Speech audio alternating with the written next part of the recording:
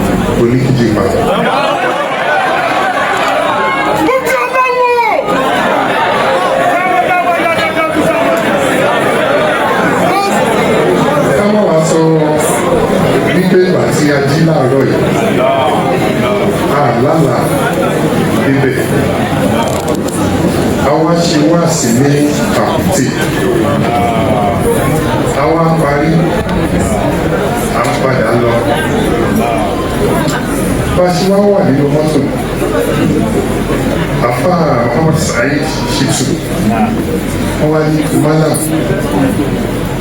ọ̀dọ̀ Sheikh Faruq kò jìnnà síbí oníṣẹ́ ní àkùtẹ́ ìbí wọ́n ní bẹ́ẹ̀ á dé bẹ́ẹ̀ o mo ní ti tọ́gbọ̀ wọ́n ní bẹ́ẹ̀ wọ́n wá pe barista university máa èmi wà ní mọ́tò tíwájú mo pe barista bayo mo pe barista yàrá wọ́n ní à ń lọ sọ́dọ̀ Sheikh Faruq oníkejì wọ́n ní Mallam bismillah kama adúpẹ́ fún Ọlọ́run mo bá ṣé òwúwa dúpẹ́ gan kí n tó ṣe àdúrà fún ìṣẹ́jú kan ọ̀rọ̀ kan ni mo fẹ́ sọ ẹ̀sìn lọ́kùnrin náà ilé àti àwọn lawyers wa láti Ìlọrin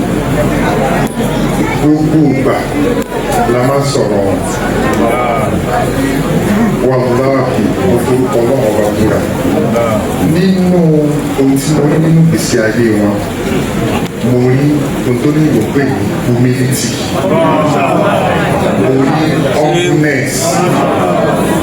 mo rí ẹni tí wọ́n pèpè sí àlàáfíà mo sì rí ẹni tí ò fẹ́ kí nǹkan dàrú ọlọ́dẹ tí wọ́n á jẹ́rìí mi náà pẹ̀lú tẹ̀sí náà ṣe fún wa bílé wípé unity ṣe pàtàkì ó sì ṣe pàtàkì lóòótọ́ ṣe wá rí o a máa gbọ́ orúkọ nínú headlines lọ́tún lọ́sì àtàwọn tó fẹ́ràn wọn àtàwọn tí ò fẹ́ràn wọn bí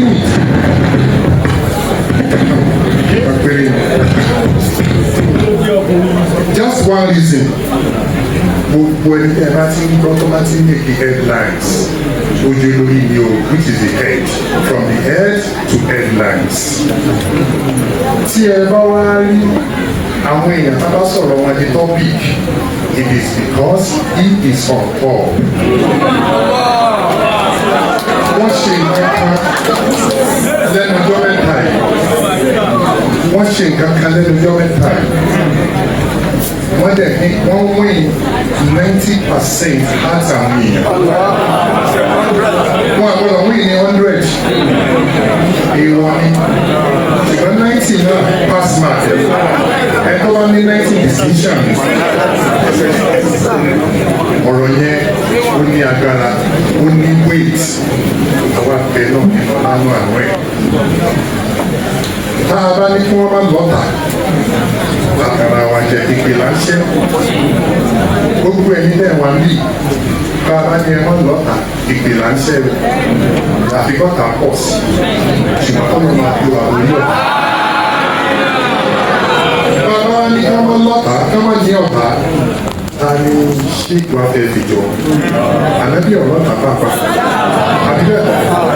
ànábì Musa ọlọ́tà ànábì Muhammadu ọlọ́tà ànábì Isa ọlọ́tà ànábì Ibrahim ọlọ́tà tani ọlọ́tà ọ̀tá wọn pọ̀ ọlọ́run gbé wọn gorí ọ̀tá Sheikh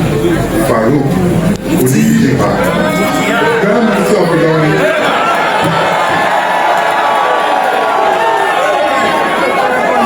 Ọ̀tá yóò pọ̀ sí wọ́n multiply àmọ́